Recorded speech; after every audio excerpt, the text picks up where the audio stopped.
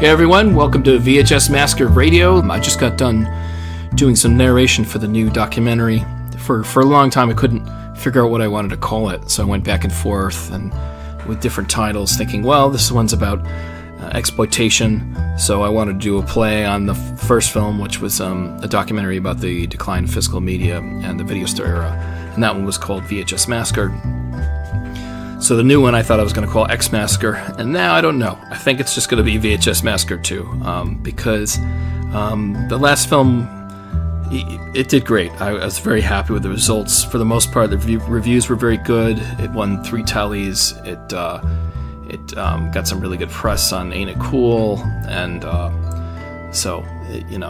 things were good with that. So the new one will have Joe Bob Briggs in it. It'll have Lloyd. It'll have a lot of interviews with other people like Professor James Richardson, Debbie Rochon, and then hopefully we can reach out to a few other people working on a couple more interviews.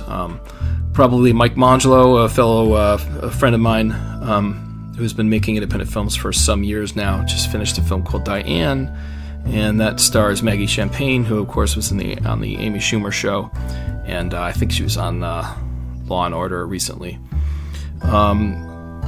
That's an interesting film. I think he'll be a really good interview because he comes from the school of independent filmmaking where you're raising the money yourself, you're cutting the thing and then trying to sell it to its distributor. And he's had his share of working in this business with shady characters and working with distribution companies that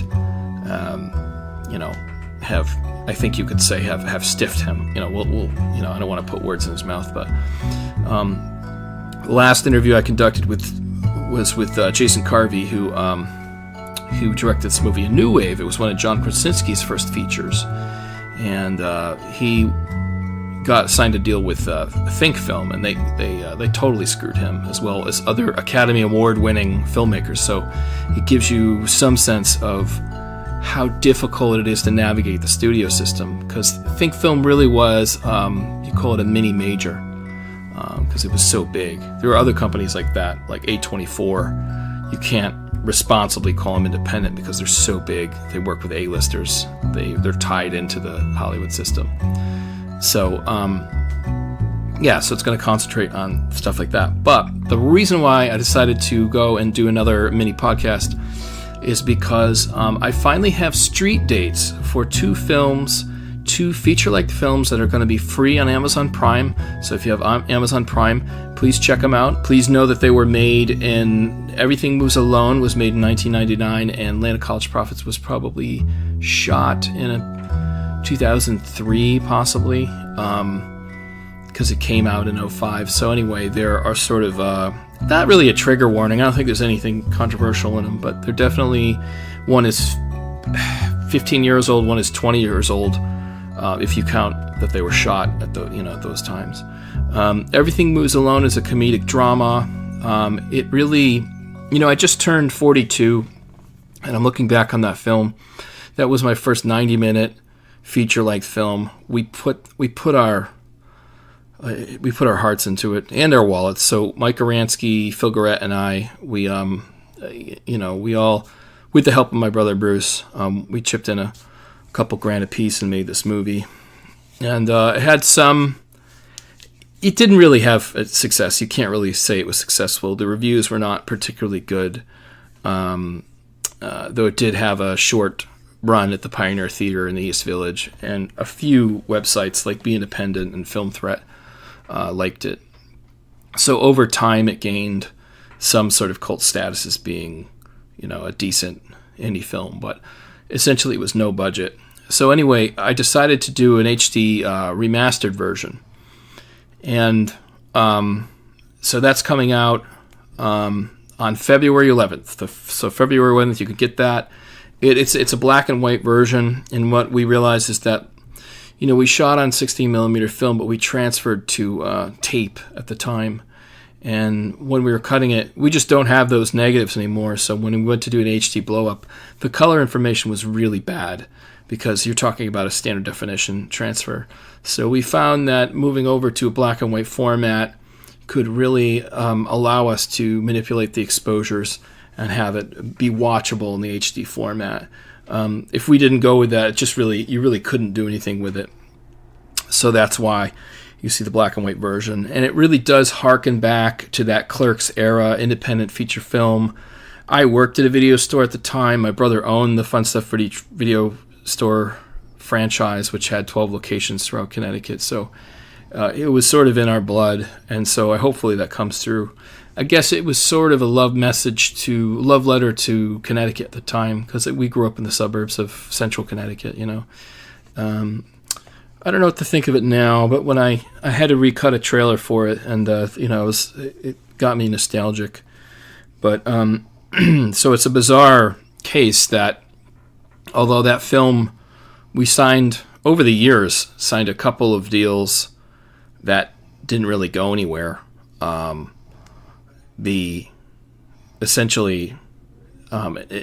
never really got a proper release. So Amazon Prime is a excellent place for it to get, a professional release, which is really great. I mean, it did have that theatrical run, but that was like, it's a drop in the bucket. So the second film is called The Land of College Prophets. This one we sold to York Entertainment. It came out in 2005. York Entertainment sold this in at least 8 different territories. I think if you count the United States and Canada, you're talking... The film was released in 10 different territories. And they pre-sold 11,000 units, which means they probably sold between 12 and 15,000 units. This thing really did get around. It was in every movie gallery. It was on Netflix. It was back when they were doing physical media. And it was in movie galleries, Hollywood Video. It was our first success. And again, but that one, my brother bankrolled entirely. So that one was, So anyway, if I get any money off Prime, I got to throw my brother a couple bucks. So that one sort of was like we called it a backyard superhero movie. It's very early on, before you saw, before James Gunn of Troma fame. He's known for Guardians of the Galaxy now, but he did a film called Super, and there was a Woody Harrelson one called Defendor. And there was one called Special with Michael Rappaport. There was this slew of, I would call them, you call them like, backyard superheroes. And so we shot ours in 2003. So I think it was at least one of the earlier of the batch. But, the more I thought about it, I just watched the movie Glass. Clearly I was inspired by Unbreakable. That's the funny thing is, it's like, Unbreakable definitely was one of the earlier examples of trying to create a superhero within a more realistic environment than it had done prior. And they all followed suit. Like, even Christopher Nolan must have watched Unbreakable when he made Batman Begins, trying to make rationalizations for why, how could Batman exist in contemporary society, things like that. So anyway, not to blow the movie up to what it was, but it's a crass B movie. I think we were going to sell it to Troma. Back in the day, I talked to Lloyd, but Lloyd, I've always found Lloyd to be incredibly honest. He said, look, we love your movie. We love The Giant Wishing Well. We think it's really cool. You're not going to make any money with us. Just so you know, we don't make a ton of money, so you're not going to make a lot of money. And so with that being said, we decided to go with this other distribution company called York Entertainment, because we figured... they were everywhere, so the people we'd get eyes on it. So we went with York, and York ended up stiffing us. We never got a dime from them. And if you listen to the Jason Carvey interview from a few weeks back, you'll see it takes pretty deep pockets to sue a company. So maybe they would have owed us $50 to $100,000, but we would have spent that on suing them. So it was. This is part of the documentary that I'm working on. It really describes how predatory the film industry is in a way that not everyone understands. Because when people talk about independent films, they say things like, oh, how do you make $1 million film? Well, first of all, you make a $20,000 film, and then you make a $50,000 film, then 100, then 250, then $500,000, then $1 million. So if you can recoup your money on all those things, you can move up the ladder. Well, what happens when you make 2 or 3 movies with distribution deals where the companies totally screw you over? It becomes a predatory situation where, like, you really can't navigate the system in an honest way. So capitalism isn't functioning the right way. So, I believe in capitalism. It's great. There's problems with it, but it's better than anything else that's around. Not like a straight up socialist. I don't believe in that. If you've ever watched Time Suck and listen to the episode about the mass murderer Chikatilo, like they basically didn't want to catch this murderer. They caught him twice, and they didn't want to process him because of the paperwork associated with it. So let's not pretend that socialism is a great idea. So that being said, Land of College Prophets hits the shelves February 2nd. It's if you like trauma films and B movies, you'll like this. If you enjoy, one of the reviews said it sort of wears its B movie status like a badge of honor, meaning that it's low rent, it knows it, and it enjoys it. So in a sense, it is very much like a trauma film. I think if I could have gone back in time and gone with Trauma, I think maybe I would have. I remember getting the email from Trauma by this guy, Edward Haven. He said, "We believe your film is worth distributing." And I remember I loved Trauma so much at the time that I read it. Your film is not worth distributing. And my